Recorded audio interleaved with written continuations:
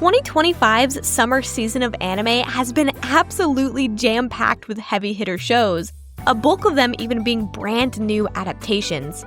Today, let's talk about the very best ones that I started watching and why they deserve your time. I've never really been one to keep up with the current season of anime, as a lot of the seasonals that come out are usually just new seasons of shows that have already aired, or, well, absolute slop. When there are new shows that air during a season, I tend to only find one or two that interest me, slap it on my ever-expanding watch list, and tell myself that I'll pick it up again later. I know that a lot of other AniTubers, especially the big ones, always cover the new seasonals, but for this channel, I didn't really think I would ever dip into that. Keeping up with the seasonals has never been a habit of mine, and I didn't intend to start just to fit in and become a real AniTuber. However, there's also never been a season quite like this one, at least for me. The summer 2025 anime season has 9 different shows that interest me, and to my surprise, I really liked all of them. Well, save for one, but I'll dive more into that later in the video. 6 out of those 9 are completely new original shows, not sequels, not new seasons, but brand new adaptations. This is mind-boggling to me. The other 2 are new seasons of anime I already adore and am totally psyched to see more of, and the last one is a revival of a classic show that's sticking the landing better than I ever thought possible.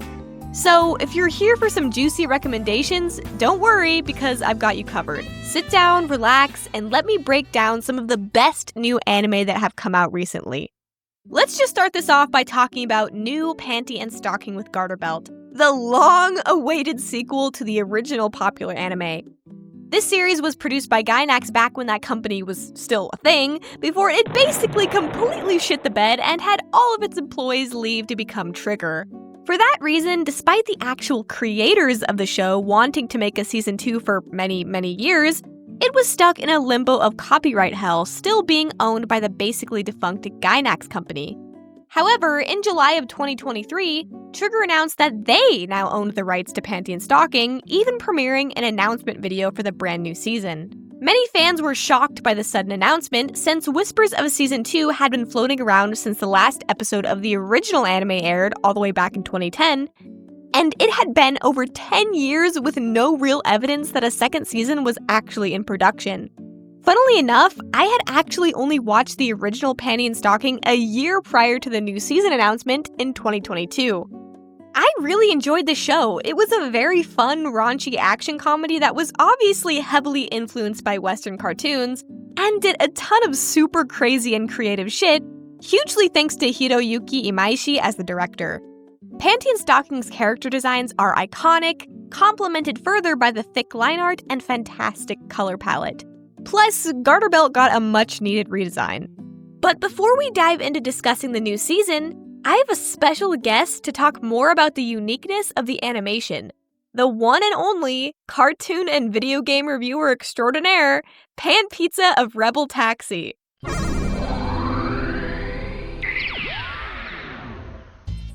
The first time I heard of Panty and Stocking was from some internet reviewer. I don't remember who it was. The only other video I recall of theirs was their weight loss journey vid. And this guy's PSG review, he utterly trashes the series, telling people not to bother with it. But as the sins of Jared from Subway taught us, once a fat man, always a fat man. Forget that other reviewer because the humor and especially the art changed me. But beyond looking cool, what was so special about the art? Well, by 2010 when this show premiered, the channel Cartoon Network had moved away from this thick outline, flat style. Seeing PSG being called a Powerpuff Girls tribute, it was a reminder of how cool that era looked. It's pretty much why I draw the way I do now. The thing about thick outlines is that it's so hard to do, and for those that do it, those shows barely move. Seriously, go back and watch similar looking cartoons like Powerpuff Girls, Super Milk-chan, or even my pilot Loki IRL, which hopefully is out if those last 20 seconds of action are finished.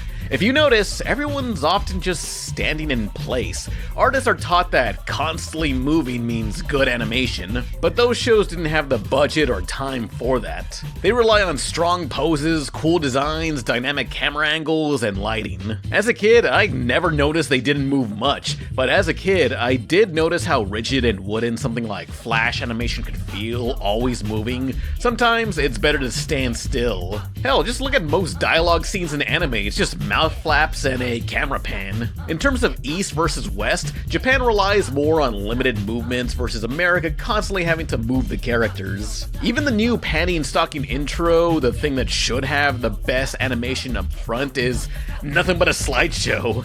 But why is this style so hard to animate? Well, it's not just drawing a line stroke and it's done. Often it's drawing the line art twice to get the thickness and filling it in. Sometimes you gotta go back and erase to sharpen it. Doing that for every frame is agonizing, but thanks to limited animation, it's not as hard as it could have been. PSG thrives with that style. Just as action-packed and stylish as the original first season, Episode 1 of New Panty and Stocking starts off with a healthy recap after 15 years, helping the audience seamlessly transition into a new era. They completely dropped the collect panties cubes to revive her storyline, with Brief collecting them all almost instantly, and the twist that Stocking was actually a demon ended up just being a red herring, which was absolutely hilarious, since fans have been wanting to see the aftermath of that insane finale reveal for over a decade, only for it not to even really matter at all. The way the show reverted back to the status quo, just like so many Western cartoons do, was super fitting for the series. Episode 1 was fantastic, delivering a surprisingly emotional climax with the return of Panty, finally being revived after so many years.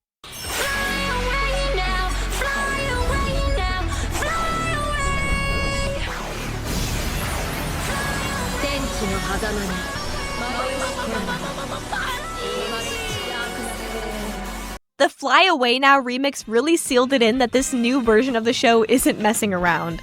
With so many of the same people who worked on the original working on Season 2, this wasn't the typical revival. Having Imaishi and Wakabayashi Hiromi back at the helm, Nishigori Atsushi returning as character designer, Yukiko's genius color design, and even the same music producer, it didn't feel at all like it's been over a decade since we last saw these bitch angels. The random English cussing delivered by the Japanese VAs are just as hilarious and fun as the original.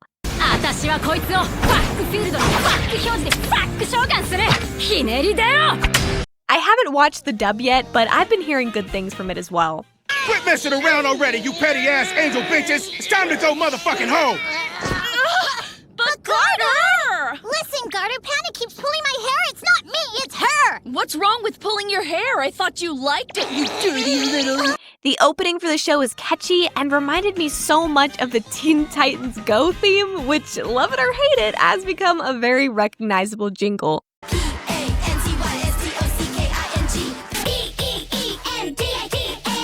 I still much prefer the original Teen Titans opening, however. Basically, if you enjoyed the first rendition of Panty and Stocking with Garterbelt, you are going to absolutely love this show. It's just as good so far, and we've barely even scratched the surface. As of writing this, only 2 episodes are out. If you haven't seen the original and want to jump in anyway, you can totally do that too. The recap isn't just a reminder to people who've already watched, but it's also for people who want a bit of context before diving into the series for the first time. Of course, I'll always recommend you watch the first season first, but no harm if you simply don't. This anime is a must-see for fans of Trigger/Gainax's inventive animation, high-quality productions, and downright wacky hijinks that occur within their shows. Totally recommend.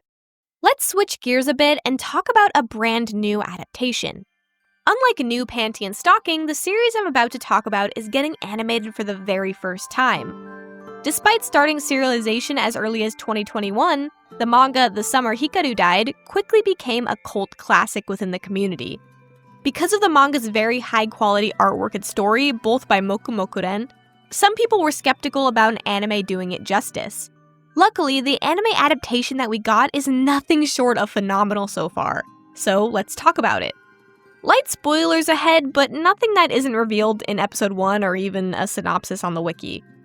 The summer Hikaru died follows a pair of best friends, Yoshiki and Hikaru, living peaceful lives going to high school together in a countryside village. One day, Hikaru goes missing in the mountains for a week and somehow comes back alive. Yoshiki is the only one who seems to notice that the person who came back wasn't Hikaru, despite having his voice, memories, and even personality. The story develops further as Yoshiki is made to choose whether or not to reject his best friend, who by all accounts seems to be alive, but is nonetheless taken over by some sort of demonic entity. On top of that, Yoshiki struggles to confront the possible romantic feelings he had for Hikaru, which adds another layer onto why he's unable to let him go, even though the real Hikaru is gone forever. On the flip side, this demon version of Hikaru is in a human body for the first time and grapples with all of the emotions and memories that come with it. This version of Hikaru cannot help but be drawn to Yoshiki and is unable to kill him or harm him since the fondness Hikaru had for Yoshiki is thrust upon the intruder using his body. Yes, this story has many moments reminiscent of a boy's love as Yoshiki and Hikaru say and do a lot of gay shit to each other. It goes from very gay お前、俺のこと好きか？何？好きや。めっちゃ好き。俺以外のことを見やんといて。見るからついてくんねん。あいつら寂しがりやぞ。お前が見るのは俺だけでええの。お前にくっつくのも俺だけでええ。to straight up overtly being a BL. なあ、もっと手持ち上げてみ。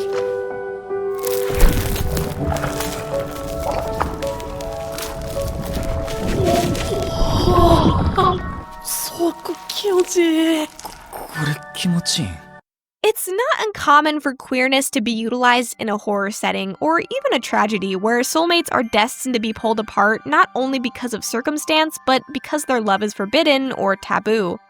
There's a lot to unpack when it comes to Yoshiki being terrified of becoming closer to Hikaru now that he's been taken over, which could be compared to a gay kid being terrified of being openly in love with someone of the same gender, especially when it can be ostracizing. I could rattle on about an analysis of the gay subtext and what it means for the story as a whole, but this is supposed to be just a quick review for the first few episodes, so let's just stick to that. The anime adaptation of The Summer Hikaru Died is breathtakingly beautiful. The director and storyboard artists are obviously extremely talented at composing shots, and the artistry complements each one. The pure detail of the background art and even just the details of regular everyday objects is remarkable. Every scene is eye candy, the lighting, focal depth, everything is made to feel like a film. One of my favorite bits of storyboarding/directing was the supermarket scene. It was executed so well, especially when the point of view moved from Yoshiki to the security camera. The colors used are realistic, not too washed out or boring, and very saturated when need be, like emphasizing the bright blue sky for the heat of summer. It ends up feeling so akin to real life, with the ending sequence really hammering that in as well. I love the changed aspect ratio to clue us in that it takes place in the past, and the grainy real-life footage with the characters imposed on top is super effective at having it come across as nostalgic, like a school trip you remember fondly, which also helps add to the tragedy of these characters. Moving on to a more light-hearted show, let's talk about an unexpected hit of this season, Ruri no Hoseki, or its English name, Ruri Rocks. Ruri no Hoseki is another take on the hobby anime genre that has become very popular recently. Think Yuru Camp, Do-It-Yourself, Eizoken, and even something like Shirobako. All shows about going into the nitty-gritty details of niche interests, showing cute anime girls partaking in various pastimes or fields of study/work. Ruri no Hoseki is specifically about mineralogy, the study of the chemical properties of minerals and mineral artifacts, as well as their crystal structure. Sometimes it can be taken even further, like understanding the processes of mineral origin and formation, classification of minerals, their geographical distribution, and even their utilization. All of that was mostly from Wikipedia because I'm certainly no expert and I'm learning a lot about the details of this field of study for the very first time. Ruri no Hoseki is very keen on teaching the viewer all about mineralogy, while the main character, Ruri, learns too. High school student Ruri is at a shop and really wants to buy some new jewelry for herself since she has a particular attraction to crystals and other gems making up the various accessories. but her mom won't give her an advance on her allowance. Her mom offhandedly mentions that Ruri's grandpa used to find crystals like the ones used in the necklace Ruri likes just out in the woods while foraging for plants. So, Ruri, extremely ill-prepared and wearing a miniskirt and heels, treads out into the forest to look for crystals, hoping to simply stumble upon them. In the forest, she meets college student Nagi, who is currently studying mineralogy and going on solo expeditions for her research. Nagi helps Ruri find the crystal she was looking for, and Ruri realizes she wants to collect more gems, asking if Nagi will let her tag along on more expeditions. Nagi, the angel, the beautiful goddess that she is, agrees and basically starts babysitting Ruri as the two join forces and try to find more precious gems and minerals, with Ruri getting more and more invested in mineralogy as a field of study along the way. The characters are cute, fun to watch, and the atmosphere is very cozy and relaxing. Ruri, our protagonist, is very hyperactive and pretty childish for a high school student, but she has her charm, especially with how excited she gets when she's able to find a gemstone on her own. あくまで推測だ。本当に見つかるかどうかは。ナギさん！綺麗な結晶だな。ガーネットだ。やったー！見つかってよかった。Nagi, on the other hand, is very calm, collected, and experienced. Nagi reins in Ruri's very childish behavior and helps her improve and mature. They have a really great dynamic that's very entertaining to watch. I'm consistently amazed by how good the show looks. The colors, background art, animation, and character designs are all spectacular. This might sound stupid, but the water looks especially pretty. It seems like the animators took special care in showing how the water reflects light, similar to how the gemstones do. Unlike some anime with informational bumpers, I actually enjoyed reading the ones in this show called Nagi's Respite. They give extra info on the minerals talked about in the episode, scientific facts, and are overall very interesting and informative. Being in my early 20s, I related to Nagi a lot more than Ruri, and found myself getting a little annoyed by her antics sometimes, but then I had to remind myself that she was just a kid and I need to be more patient like Nagi is. Then I would think, Nagi, I'm sorry, I can't do this anymore. I have to talk about it. Holy shit, Nagi is hot. Like her hips are and I cannot believe what I'm witnessing sometimes when I watch this. Like, I feel like a fucking dirty old man drooling at my screen, but like, bro, what do you expect me to do? Look at her. Just anyway, I really recommend this one. Yeah. The fragrant flower blooms with dignity, or its Japanese name, Kaoru Hana wa Rin Tosaku, is a wildly popular romantic comedy manga that started serialization in 2021 under Kodansha's Magazine Pocket or Mage Poke, a digital manga platform.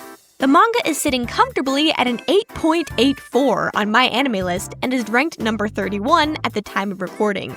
Needless to say, people love it, so it's no surprise that we got an anime adaptation this year from Studio Cloverworks, who, I must say, has been absolutely killing it lately. Like, geez, guys, My Dress-Up Darling Bocchi, Bunny Girl Senpai, and this, it's insane. The story takes place in a city with two high schools right next to each other, an all-boys school and an all-girls school. However, the boys' school, Chidori, is old, run down, and known for only taking in the worst-performing applicants. On the flip side, the girls' school, Kikyo, is a prestigious private academy for the elite. Kikyo students look down on Chidori students, lumping them all together as just idiotic troublemakers, and Chidori believes that all the girls at Kikyo are snooty, uptight princesses.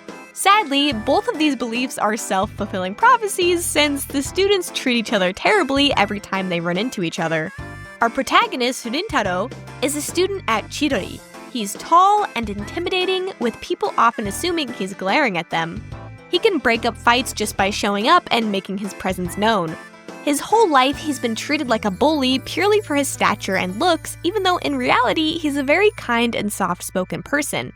He has a small group of friends who he spends his time with and sometimes lends a hand at his family's pastry shop.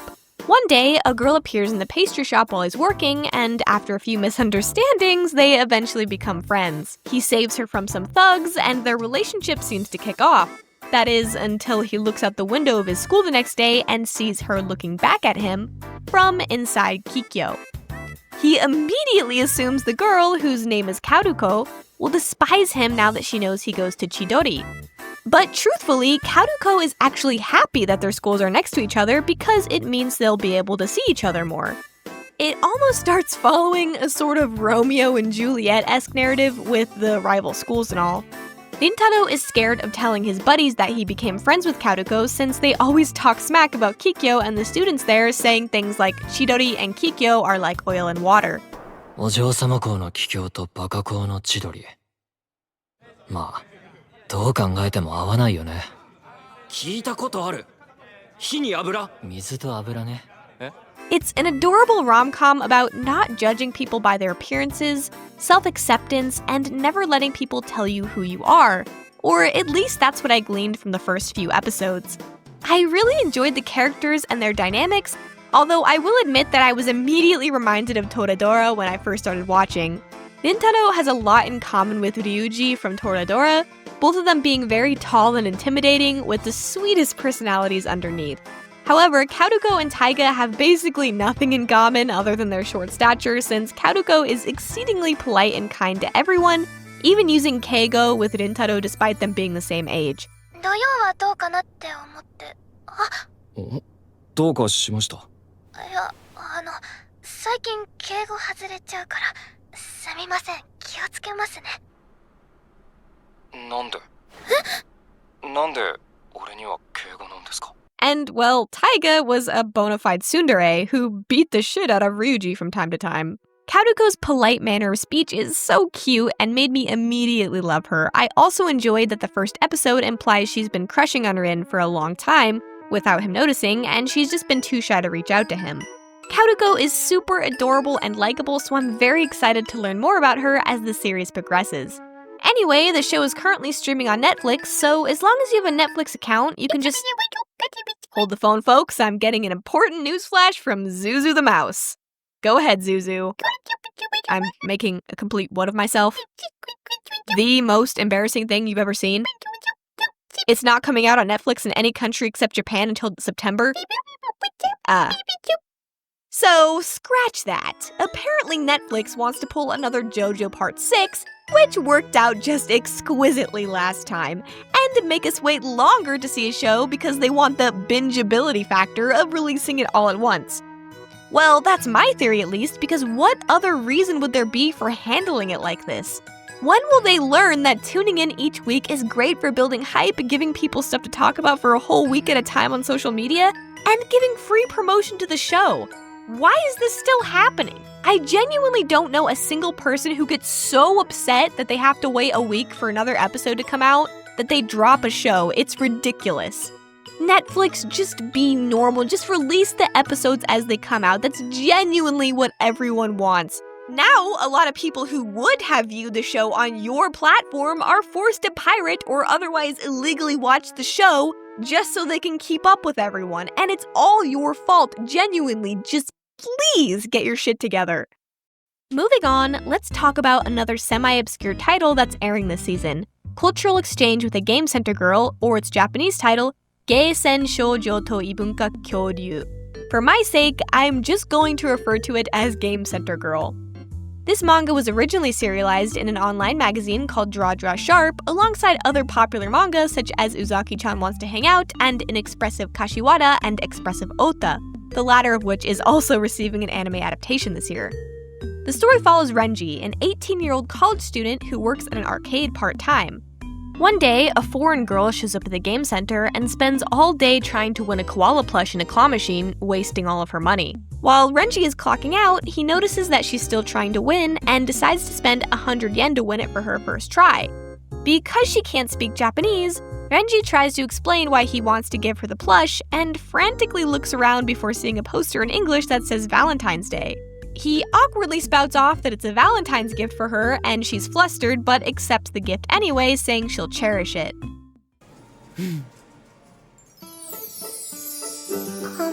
Alright. Thank you, I'll cherish it. Oh, yes, yes! 今、サンキューって言ったよな。After a few misunderstandings, Renji decides to buy a notebook that they can use to communicate with each other so he can learn more English and she can learn more Japanese.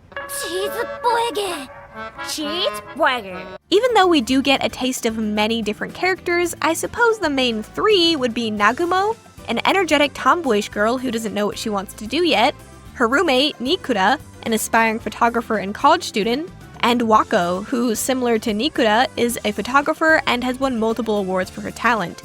There's also a little white rabbit dog creature who shows up from time to time and is really, really cute. It pretty much goes without saying that the animation and color design is incredible. I've never seen an anime look quite like it before, where they simplify the coloring so much that shading is basically non-existent. Kyoto Animation is known for being a trailblazer studio when it comes to animation and visuals, creating the new standard for high-quality anime, and they've somehow done it again. I'm thoroughly impressed by everything I've watched so far and can't wait to see more from the show, not only in content but also animation-wise. I've been listening to the opening song Hello by Ruri Rocks on repeat ever since I first heard it. I'm not great at explaining why music speaks to me, but this song just instantly relaxes me whenever I hear it. Hello, dear my friends. Rihou has a beautiful voice that brings out a sort of childlike wonder when paired with the instrumentals and visuals. Just an incredible opening sequence. Before we move on from City the Animation, I'd just like to point out a few things that I really liked from the first 2 episodes.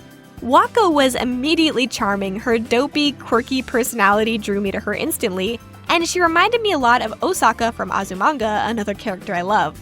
She has this gag in episode 1 where whenever she starts feeling anxious, she calms herself down by autistically stimming using various objects. Like, not to be woke, but that's very literally the only explanation for her behavior. She squishes a kneaded eraser, caresses a mushroom, and smells a jar of ink to remind herself of past memories. Waiter! Waiter! More autistic anime women, please! My other favorite from the first few episodes was Nikura because I felt a particular kinship with her. Her design is super adorable, especially her pink clothes and short hairstyle. I loved her passion for photography and her dynamic with Nagumo, being the tsukomi to Nagumo's bokeh. そういや、さっきブロッコリーがなんたらって何してたんだ？気になっちゃいました？じゃーん！今日朝一で買ってきた雑誌！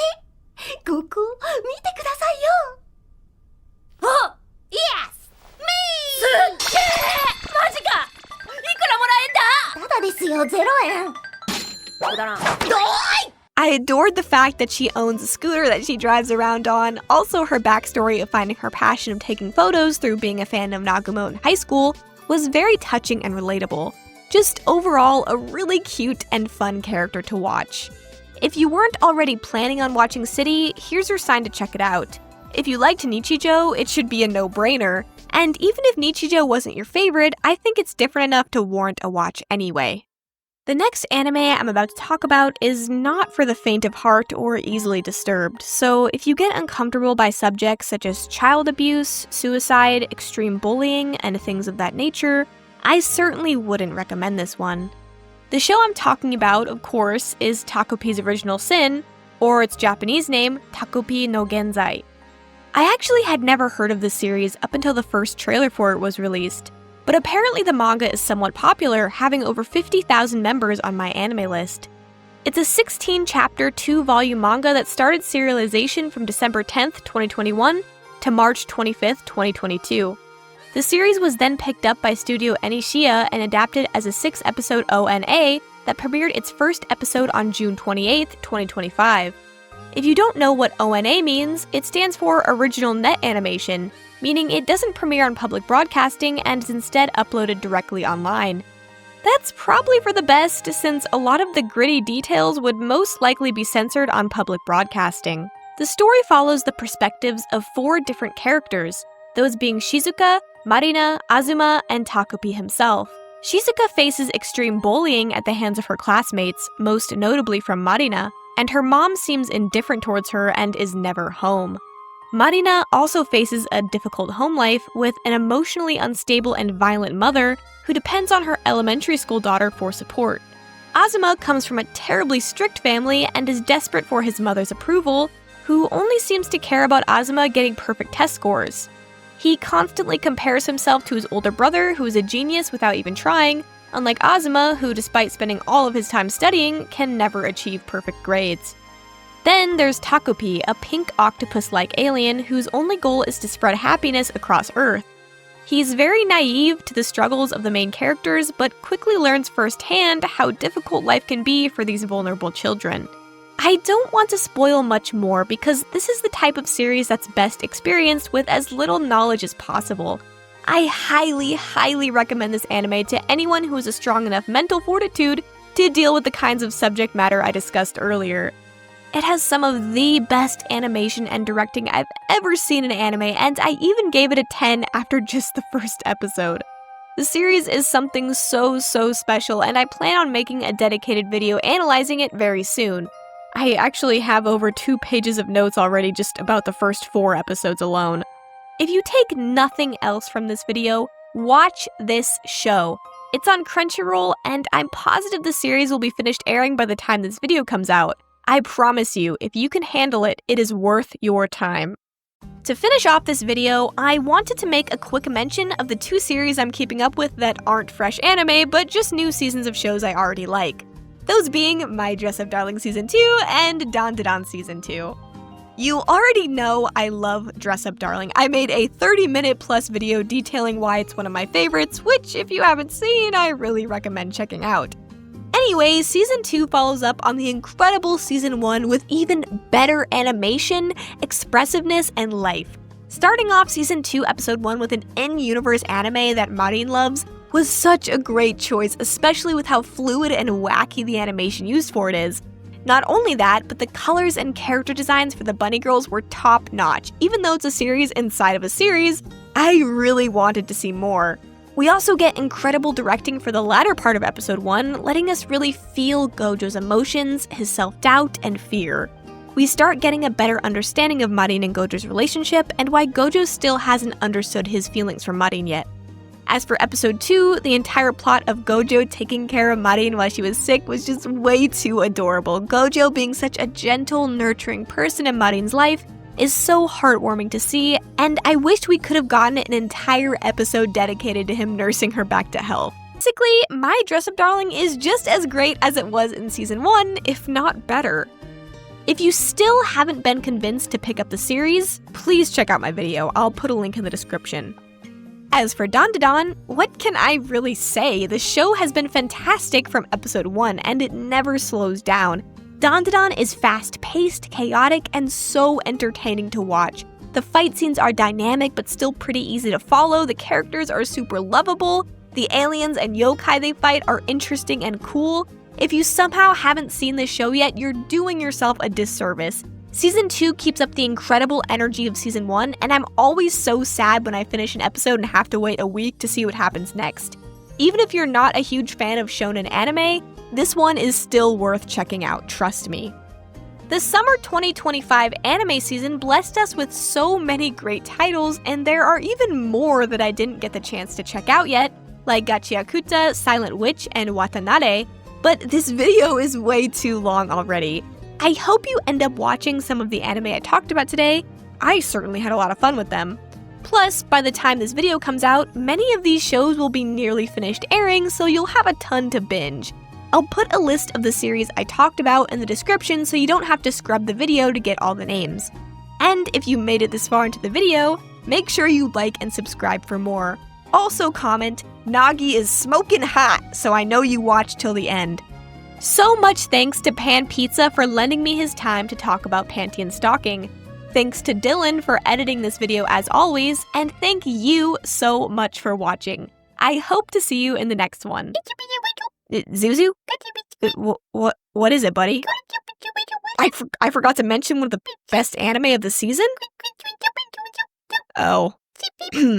Oh, sure, man. Yeah, I'll tell him. Zuzu says that everyone needs to check out Rent a Girlfriend Season 4. "